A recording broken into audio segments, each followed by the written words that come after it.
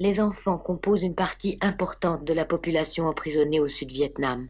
Il faut comprendre que les enfants devenus orphelins dans les villes du Sud n'ont pour survivre qu'un moyen, voler les riches.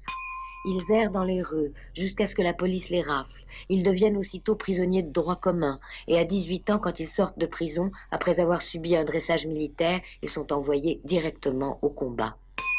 Plusieurs milliers d'enfants se trouvent dans les innombrables prisons du Sud-Vietnam. Quant aux filles, après avoir été systématiquement torturées, mutilées, violées, elles sont livrées à la prostitution ou déportées d'un camp à l'autre. Certains enfants sont jetés en prison uniquement parce que leurs parents ont été arrêtés. Un Français, emprisonné pendant 2 ans et demi, de juillet 70 à janvier 73, dans la prison centrale de Saigon, raconte: nous avons rencontré un petit prisonnier qui nous considérait comme ses grands frères. Oui, j'ai longtemps hésité à le dire, mais ça commence à faire avec l'édition des femmes. Alors, j'ai un petit peu envie de vider mon sac. Elles ont édité mon bouquin en début 75 et ça n'a pas été facile. Déjà, quand elles l'ont accepté, bon, elles l'ont accepté très vite. Elles l'ont accepté et elles m'ont dit, au bout de quelques temps, est-ce que tu veux qu'on corrige le français?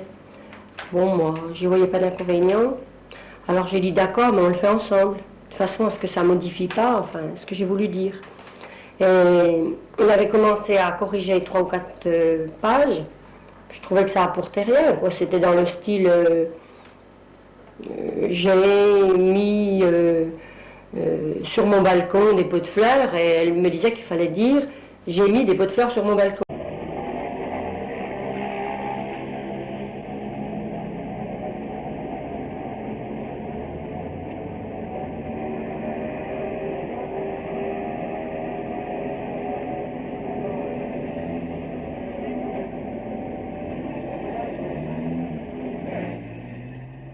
Puis maintenant, bon, c'est le cri qu'on a lancé sur les radios, c'est le cri qu'on lance dans les télévisions, c'est le cri qu'on lance partout, que toutes les femmes de France qui se sont concernées, même si ce ne sont pas des prostituées, mais toutes les femmes viennent nous aider dans toutes les églises où il y a des prostituées, qu'elles viennent nous aider parce que nous avons besoin d'elles, parce que maintenant c'est plus le fait que ce soit des prostituées, c'est le fait que nous sommes des femmes. Et que Mme Françoise Giroud refuse de s'occuper de nous parce qu'elle ne nous considère pas comme des femmes. Elle nous considère comme des prostituées, donc des putains, donc rien du tout. Et on nous dit que c'est M. Poniatowski qui doit s'occuper de nous. M. Poniatowski, pour l'instant, ne veut pas s'occuper de nous parce que ce n'est pas non plus son problème. Alors c'est le problème de personne. Alors on voudrait que quelqu'un prenne la parole et nous mette...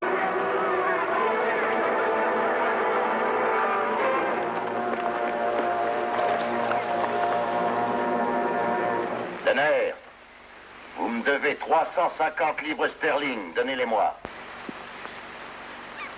Je vous paierai. Jamais. Notre marché est rompu dans ce cas. Vous pouvez garder votre sœur. Ce sont vos coutumes, paraît-il.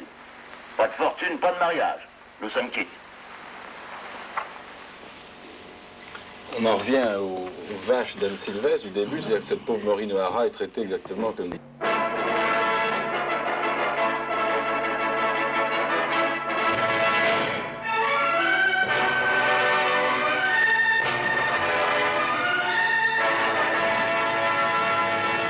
Mais si j'ai bien compris, c'est son frère qui la traite comme ça. Ah oui, c'est intéressant. Oui, enfin, j'ai une relation un peu différente. Nous devons immédiatement commencer à le faire. Point.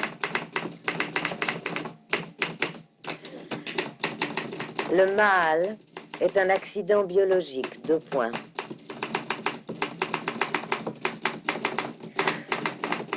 Le gène mâle Y est un gène femelle X incomplet, virgule.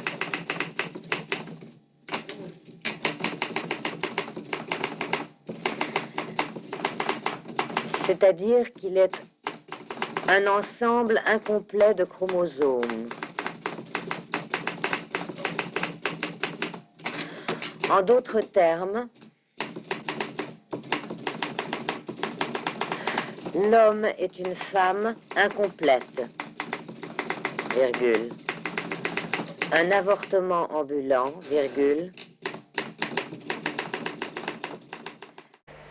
J'ai envie qu'il m'écoute et puis j'ai envie qu'ils me donnent qu'ils m'apportent des choses nouvelles, ce qui est très rare. C'est les femmes qui m'apportent des choses nouvelles, vraiment. Je suis très, très, très excitée par la présence, très énervée, quand je rencontre les bonnes femmes avec qui je travaille à Montréal, je veux dire, je m'y prépare, c'est très important pour moi. Tandis que maintenant, des rencontres, puis j'ai des amis, j'ai des copains, des couples, ben je sais que ça va toujours la même chose. Ils vont parler tout le temps de la même affaire. Il faut parler du Québec libre, il faut parler de la lutte marxiste. Et puis, alors moi, je vais parler de mes choses, tout ça, mais je sens que ça les amuse, tu sais, tout ça, mais à un moment donné, je sens que je parle pour parler, puis je parle pour donner, puis tout ça, puis mais vraiment, c'est un vacuum.